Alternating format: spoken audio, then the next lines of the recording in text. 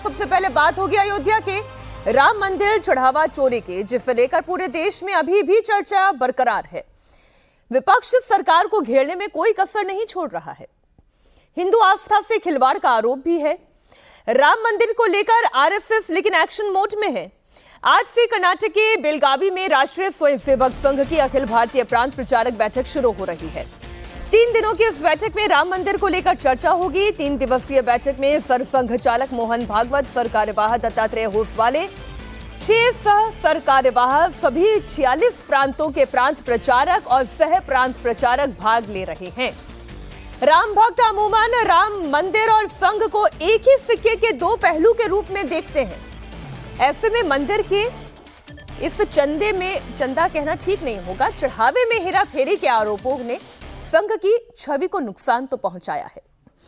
करोड़ों हिंदू दाताओं और राम भक्तों के भीतर पैदा हुए भ्रम, असमंजस, आक्रोश को दूर करना और उनका भरोसा वापस जीतना संघ के लिए एक कठिन परीक्षा है और इसी को लेकर बैठक में मंथन भी होगा।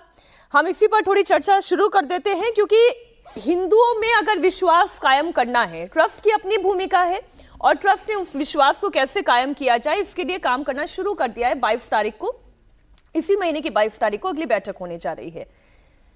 लेकिन हर वो व्यक्ति जो इस मामले से जुड़ा हुआ है वो संघ से जुड़ा हुआ है।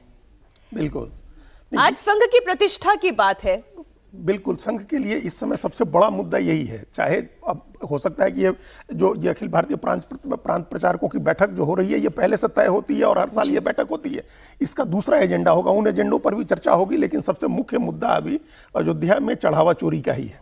और ये संघ के लिए ज़्यादा इंपॉर्टेंट इसलिए है कि अभी तक के हमारी जानकारी के हिसाब से, सज्जन जी उसको करेक्ट करेंगे, आपको भी जानकारी होगी, ये पहला और इकलौता मंदिर है जिसकी देखभाल का जिम्मा संघ को दिया गया था।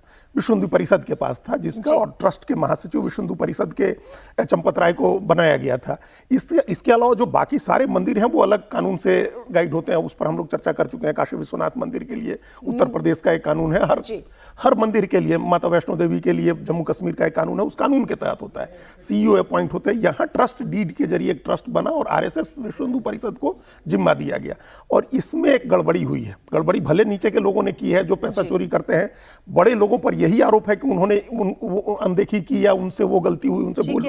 लेकिन ये संघ के ऊपर सबसे बड़ा सवाल इसलिए लगा है कि एकमात्र मंदिर आपने बनवा दिया, आंदोलन किया, लेकिन आप चला नहीं सके उसको, उसके चलाने में गड़बड़ी हुई। पहली बात तो ये आस्था किस तरह से हर्ट हुई है, इसकी कई रिपोर्ट्स आई है, लेकिन हमने आज ही रिपोर्ट पढ़ी है, बड़े अखबारों ने खबर छापी है कि अब चढ़ावे में 10 रुपए और 20 रुपए के नोट ज्यादा आ रहे हैं। 500 के नोटों की संख्या कम हो गई है, 100 के नोटों की संख्या भी कम हो गई है।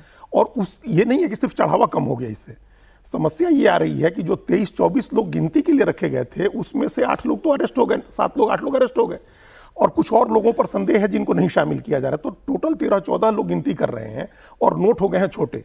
500 के नोट आते थे पहले, 500 की गड्डियां बन जाती थी, बड़ी आराम से, बहुत आराम से गिनती कर लेते थे। अब 10 रुपए 20 रुपए के नोट हो रहे हैं और गिनती में ज्यादा समय लग रहा है, लोग कम हो गए। तो ये एक समस्या है जो इसका रिपल इफेक्ट होता है। तो आस्था, मतलब कहीं ना कहीं लोग परेशान हुए हैं, हर्ट हुई है आस्था, तब भी लोगों ने पैसा कम किया। ये भगवान राम के प्रति आस्था कम नहीं हुई है, उनके नाम पर जो व्यवस्था बनी है, बिल्कुल उस पर व्यवस्था बनी है और उस व्यवस्था से जो लाभान्वित है। देखिए, ये सिर्फ आरएसएस विश्व हिंदू परिषद का मामला नहीं है, बीजेपी को भी इस पर प्रोएक्टिव होकर के ये मामला आगे अपने हाथ में लेना चाहिए ताकि ये जल्दी से जल्दी मामला निपटे और लोगों का भरोसा बढ़े। आपने बात कही और आरएसएस की बैठक में, क्योंकि आपने जब दत्तात्रेय होसवाले का भी बयान सुना, दत्तात्रेय होसवाले भी किसी ऐसे विषय पर आरएसएस की तरफ से कोई वक्तव्य आए मैंने नहीं देखा था, लेकिन उनका वक्तव्य देना ही अपने आप में, सज्जन जी, ये बता रहा था कि अब ये संघ की प्रतिष्ठा पर बात आ गई है। पहली बात तो ये है। लेकिन जो इससे ज्यादा महत्वपूर्ण बात है वो ये है कि जब अखिलेश यादव सॉफ्ट हिंदुत्व की राजनीति पर आ गए हैं, जब इलेक्शन एकदम सामने दिखाई दे रहा है, हिंदू संगठित रहे, उसका विश्वास संगठित रहे, आरएसएस में वो विश्वास कायम रहे। नहीं, बिल्कुल। देखिए, आरएसएस की चुनौती क्या है, राम मंदिर प्रकरण से पहले ही और कैसे ये मुद्दे जुड़े हुए हैं, जब ये कॉकरोच जनता पार्टी वाली प्रकरण हुई तब भी आप देखेंगे संघ के बीच एक चिंता ये थी कि जो युवा वर्ग है उसके बीच में एक दुराव आ रहा है, जो एक आप कहते हैं कि हिंदुत्व का काल आया, जिसमें काल मतलब कि उनका समय आया जिसमें एक लोगों में, समाज में और सरकार में एक सामंजस्य है, जिसके लिए संघ हमेशा से रहा कि समाज की जो हिंदू समाज की जो सनातन समाज की नैतिकता है उससे सरकार भी प्रभावित हो। ठीक। अब ये अगर आप देखें भारत में 35 वर्ष क्यों है? क्योंकि राम मंदिर मूवमेंट के बाद जो लोग जन्म लिए 35 वर्ष से कम आयु के लोग लगभग 65% है, 2/3 हैं।